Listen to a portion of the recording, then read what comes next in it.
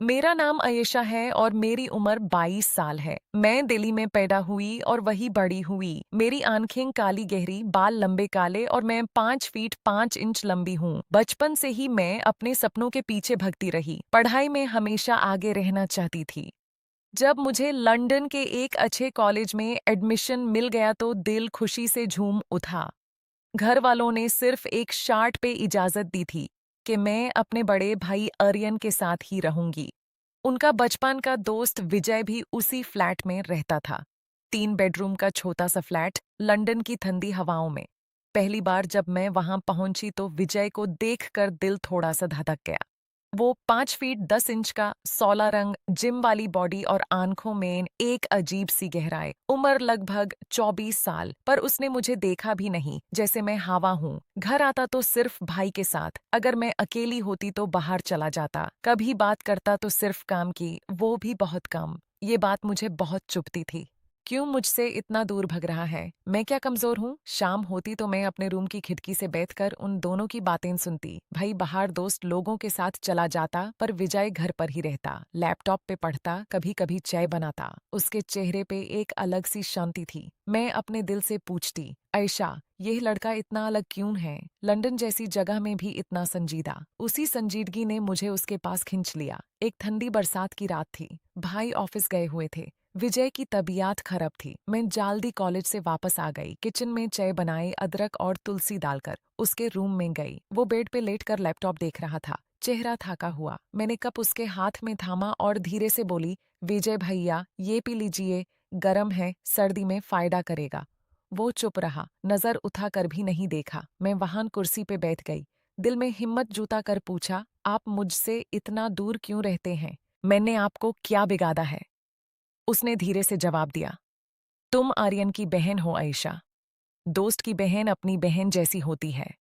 मैं उसकी इज्जत करता हूँ, इसलिए दूर रहता हूँ।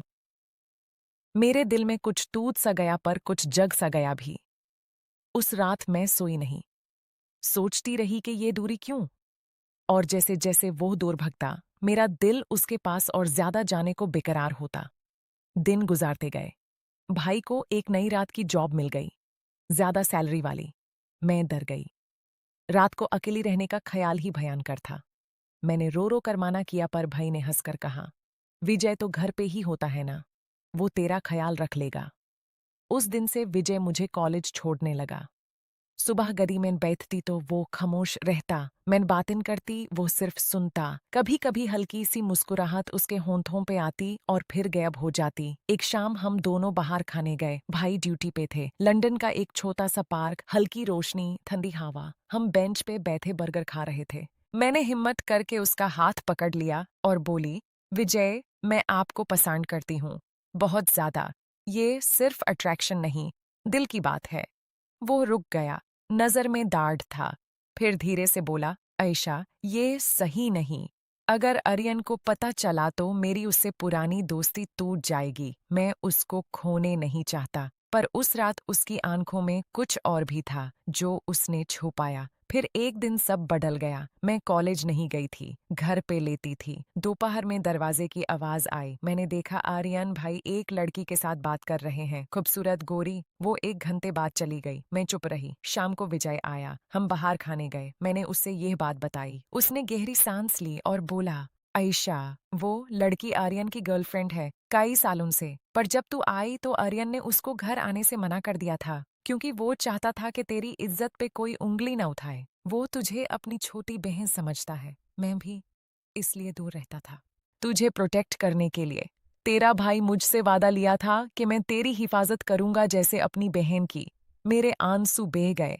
सारा टाइम जो दूरी थी, वो प्यार था, रिस्पेक्ट था, परिवार था। उस रात विजय ने पहली बार मेरा हाथ पकड़ा और बोला, मैं भी तुझे पसंद करता हूँ आयशा, बहुत दिन से। पर इंतजार कर रहा था कि सही वक्त आए। आज हम तीनों एक खुश फैमिली हैं। भाई की गर्लफ्रेंड भी अब घर आती है और हम सब साथ रहते हैं। जिंदगी सिखाती है कि कभी कभी दूरी प्यार की निशानी होती है। इज्जत और वक्त सबसे बड़ी चीज है। अगर दिल साफ हो तो रिश्ते खुद बन जाते हैं। कभी जल्दी मत करो, सही वक्त सब ठीक कर देता है। अगर आपको ये कहानी पसंद आई हो तो दिल से लाइक कर दें और कमेंट में ज़रूर बताएं कि आपको सबसे ज़्यादा क्या छुआ। चैनल को सब्सक्राइब कर लीजिए ताकि ऐसी और इमोशनल फैमिली स्टोरीज आप तक पहुंचती रहें। अपना ख्याल रखिए, अपने परिवार का ख्याल रखिए। मिलते हैं अगले कहानी में।